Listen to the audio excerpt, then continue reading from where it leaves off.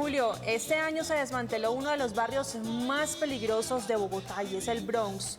Pero alrededor se siguen tejiendo historias, unas fuertes, tristes, lamentables, pero también muchas de superación. Y es que hoy nos está acompañando el periodista y escritor Jeiber Rivera, que nos trae este libro. Viví en el Bronx, testimonios de horror. Bienvenido. Jeiber, muchas gracias, Mónica, muchas gracias por la invitación. Julio, Jeiber, ¿cómo estás? Muy bien, un buen día y acompañándolos hoy precisamente con este texto. ¿Por qué hacer este libro? Bueno, ¿por qué hacerlo? Porque hay que contar cosas que aún no se han dicho. Y segundo, porque hay que tener presente esto que pasó para que jamás se vuelva a repetir. Principalmente eso. Conocimos muchas historias, muchos horrores que se vivieron y lamentablemente 2 días después o una semana después a nosotros se nos olvida lo que pasa. Somos una sociedad desmemoriada, indolente, por así decirlo. Indolente. Entonces, la idea es eso, tratar de permanecer en la memoria de los colombianos para que estas historias, para que estas crueldades que se cometieron no vuelvan a ocurrir. Cada día pasa una cosa peor y uno va borrando, pero hay que revivirlas, como usted está diciendo, Jeiber. ¿Cómo llega a conocer de estas historias?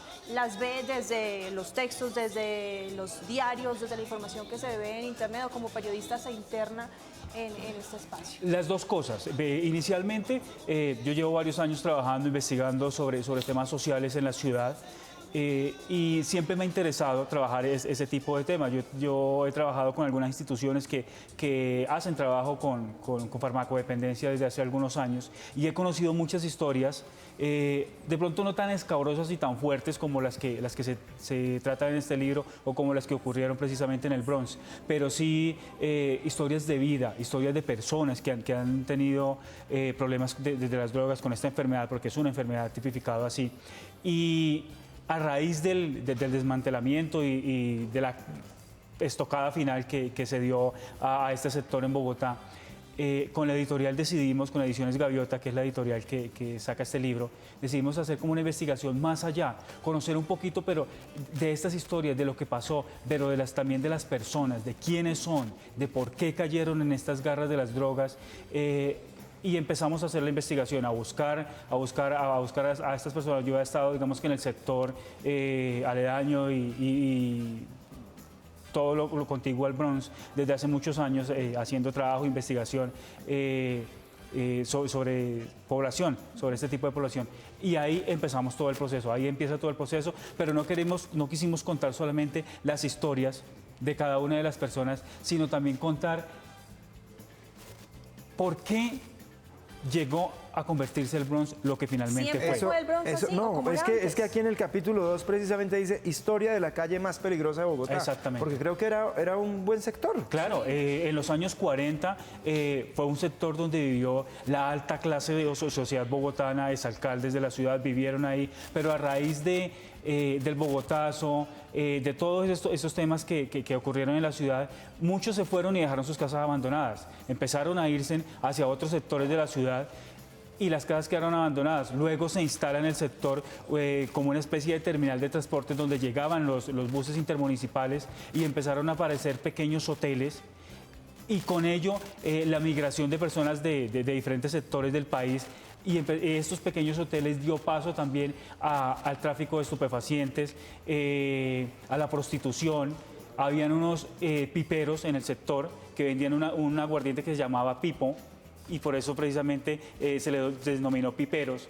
Y ahí empezó precisamente la degradación, no solo de estas calles, sino de todo el centro. El Bronx, muchos dicen que existió o que empezó a aparecer después de que se acabó el cartucho. No es así. Ya existía desde muchos años atrás. Lo que pasa es que el foco de atención y la mirada siempre se centraba hacia el cartucho que finalmente se acabó y fue intervenido y bueno, lo que conocemos hoy, el Parque Tercer Milenio. Recordemos algunas de esas historias con las que usted se encontró, que le contaron. ¿Cuál fue la que más le impactó? Bueno, digamos que todas son diferentes, cada una de las historias son diferentes. Hay una historia de una niña, de una muchacha que vivió allá, que estuvo muchos años, fue violada, fue obligada a hacer vejámenes, a traficar con estupefacientes dentro del Bronx. esa es una de las historias bastante fuertes. Ella relata y se relata ahí precisamente cómo llegó, por qué cayó en el tema de las drogas y cómo finalmente logró salir. Cómo llegaba a su casa o sus amigos le decían, vámonos de acá, ya es hora de salirte. Y ella nuevamente o se salía una semana y regresaba de nuevo. También hay una historia que es una de las historias muy fuerte de un muchacho que vivió desde los 5 años en la calle, tiene 30 años de edad y vivió desde los 5 años en la calle para sostener a su familia, a sus hermanos, porque el papá se dedicaba a acciones delictivas que finalmente se iba 2, 3 meses de la casa y nunca aparecía. Y él y sus hermanos sufrían y padecían hambre, no tenían que comer. Entonces él se iba a la calle, trabajaba y conseguía para sus hermanos. Y ahí en esa caída o en esas idas y venidas de la calle empezó a conocer las drogas y se empezó a inmiscuir dentro de ellas, hasta llegar finalmente a cometer ¿Delitos? Él dice que no cometió delitos, pero sí picó a 16 personas, desmembró a 16 personas. Claro, pero es que ellos, pues es que crecen lastimosamente pensando que eso es lo correcto. Y por eso es que ellos dicen, yo no he cometido ningún delito. No, y además crimen, ¿ves? Claro, y además que algo, poseídos por las sustancias. Además. Hacen algo que finalmente, cuando ya son conscientes de lo que hicieron, se arrepienten y dicen, yo no debía haber hecho esto en mi vida. Lamentablemente quienes vivían allí o hacían lo que les decían o lo hacían con ellos. Pero tampoco justifica. Exacto. ¿Cómo llegan a verse consumidos totalmente por las drogas? ¿Cómo Pero es comienzan? que si tú creces en ese entorno, si tú ves todo eso, si tú ves que todo lo que está a tu alrededor es así, es normal, pues todo lo que hace ahí para adelante para esas personas es normal. Es que eran 2 cuadras donde vivían más o menos 2.000 personas. Día y noche, el consumo era permanente, el consumo era libre, no había restricciones, o sea, era extraño el que fuera y no consumiera, o alguien que ingresara y que no consumiera. Sí, voy a dar una Ese era vuelta. el extraño y ese era al que había que mirar y prestarle atención. Precisamente aquí hay un capítulo donde tú le dices que es el 7º, dices, entre menos uno sabe, más vive. Exactamente, esa es una de las historias precisamente de la niña que hablaba hace un momento. Ella decía, entre menos uno cuente, entre menos uno sepa lo que pasa o lo que pasaba allá, más opciones de sobrevivir y de estar tranquilo, de poder hacer lo que uno quería o disfrutar la vida allá y conservar la vida sobre todo. Hay otro que llamas acá la gasolina como alucinógeno. Cuando no hay de las otras, buscan la más barata. Así allá de las otras, iban, es una de las historias de un muchacho que precisamente dentro de las muchas cosas que hacía era ir, comprar en una estación de servicio 2.000, 5.000 pesos, lo que tuviera en gasolina y absorberla. Oler. Que se supone que también eso es ilegal, que vendan gasolina en pequeñas dosis. Exactamente, y lo hacía y es una, dentro de la jerga utilizada obviamente, que las historias están contadas en la jerga precisamente de la calle, de cada uno de ellos. ¿Por qué lo quise hacer? Porque no quería traducir lo que cada uno decía, lo puse, lo escribí o lo traduje mejor a su lenguaje. Al final del libro hay como un diccionario de términos y dichos precisamente para llevar a los lectores a que sepan y que conozcan qué quiere decir cada una de las palabras. Entonces él decía, la peor traba que pude haber tenido en mi vida es precisamente con gasolina. Wow. Sí, aquí estoy viendo el diccionario y mira, amurado. ¿Qué quiere decir amurado? Muy morado, no sé. No, expresión proveniente del tango, arrinconado y sin dinero, estar contra el muro. Luego, la que uno conoce, a ver, la vareta, Pues, marihuana. marihuana. ¿Ves? Estando en las calles del Bronx, haciendo esos recorridos, tratando de entrar en contacto un poco más cercano con estas personas, ¿Sentiste miedo? ¿Pensaste en algún momento en abandonar la investigación? Bueno, la investigación se centró, pues, como les decía, venía trabajando hace algunos años, pero ya hablar con ellos no lo hice no lo hice allá. Lo hice después de que se terminó, precisamente, de que se hizo la intervención. Muchas de las personas fueron llevadas, y voluntariamente los que quisieron, fueron llevados a algunas instituciones, a hogares de acogida del distrito, a algunas fundaciones que también vienen haciendo este trabajo junto al distrito. Y ahí, digamos, que tuve el contacto directo con ellos. Realizarlo dentro del Bronx era muy complicado, era un trabajo casi suicida, imposible. Muchos se fueron a un sector que también fue intervenido después por las autoridades, San Bernardo y Cinco Huecos, que también queda muy cercano.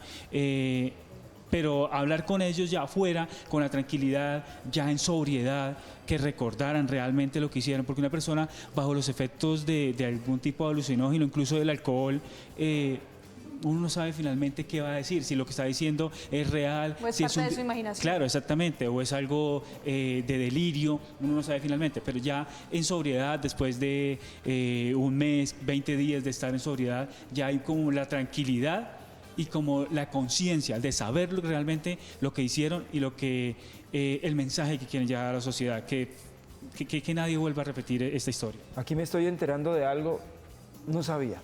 ¿Qué, Julito? ¿Tú sabes cuál es el cartuchito? No. Cartuchito, nombre dado al barrio ubicado en la localidad de Kennedy, en Bogotá, donde se distribuye y consume droga. Es también conocido como el patio trasero de Abastos. Sí, ¿Y eso continúa? Eso continúa, es un sector cerca a la central mayoritaria de Abastos. No es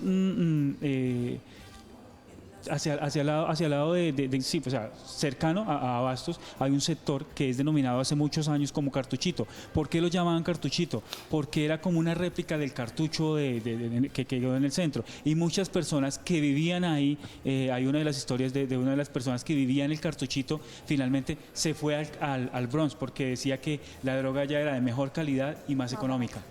Según los testimonios, estas personas que ya estaban en condiciones, digamos, ya más aptas para entrar a una entrevista, ¿qué te decían? Si hay ganas de superarse, de salir completamente de las drogas, porque hay personas con un corazón pues muy frío y cansadas de tanta inseguridad, que también dicen, no, ¿para qué gastan, para qué pierden tiempo en esas personas si ellos nunca van a salir de las drogas?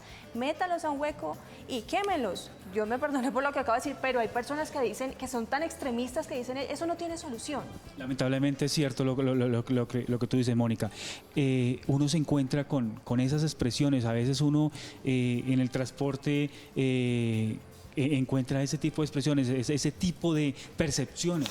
Pero lo que pasa es que no vemos que las adicciones es una enfermedad, como cualquier otra enfermedad. Lamentablemente nadie está exento de caer en ellas por un mal momento, y si no hay una fortaleza grande mental y espiritual, pueden caer precisamente en cualquier tema de adicciones.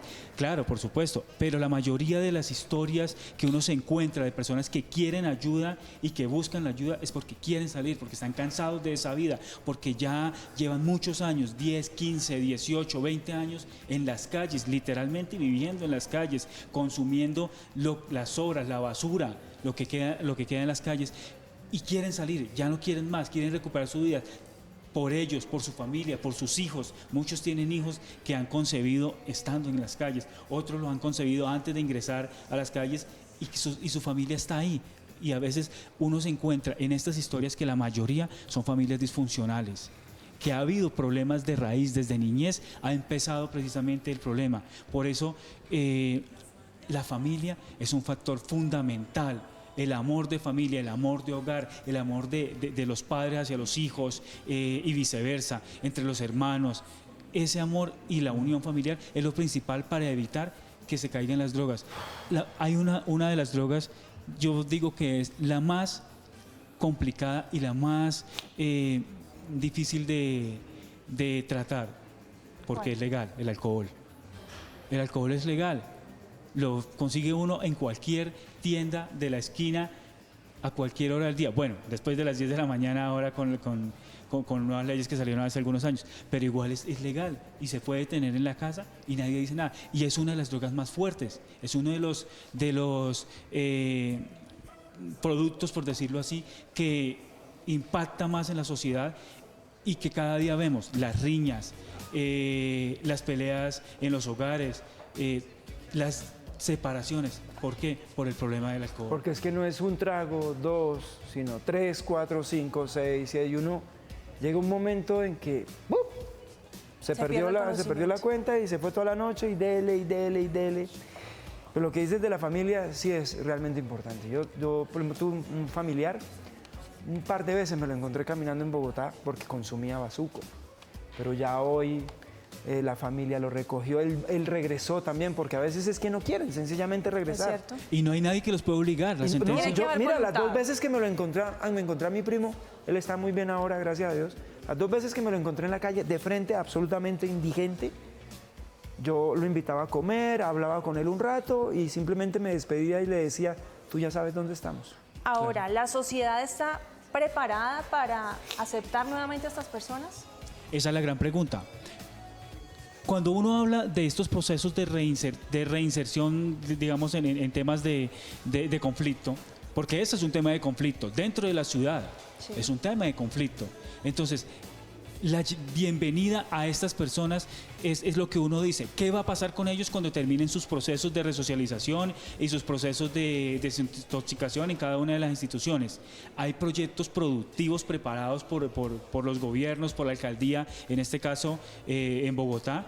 Hay oportunidades de empleo, Claro, ven de que van a educación. trabajar, ¿quién los va a Exactamente. contratar? El problema no es tanto intervenir, llevarlos a una institución, tratar de mejorar sus vidas y ya.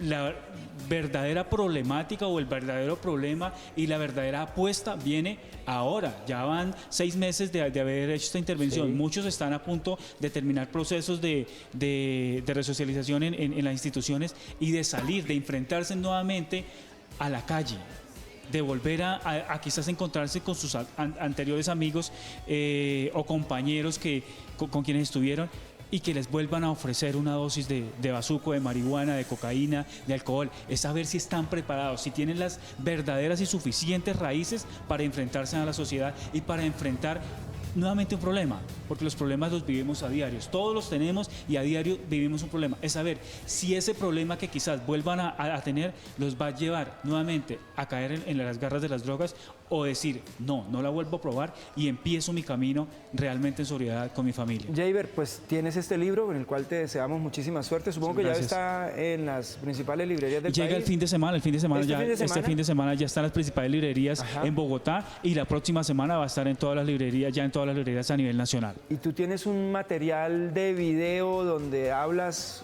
con estos personajes, o sea, los podemos ver en YouTube, por ejemplo. No, la mayoría de las personas han querido mantenerse en el anonimato, pues sus nombres están obviamente en el libro, pero no han querido como mostrar sus rostros porque hay muchas revelaciones demasiado Y fuertes. por miedo al rechazo Claro. también. Exactamente, Claro. por miedo al rechazo también. Uno no sabe, la sociedad los va a rechazar y va a decir... No, y además juzgamos tan fácilmente. Exactamente, somos muy facilistas en el momento de juzgar, es cierto. Si quieren saber, conocer más sobre el libro, conocer más sobre Jaber, lo pueden seguir en Twitter, @Jaber. Así sencillo, ¿no? Así, sencillito, directamente. @Jaber. ¿Y en Facebook?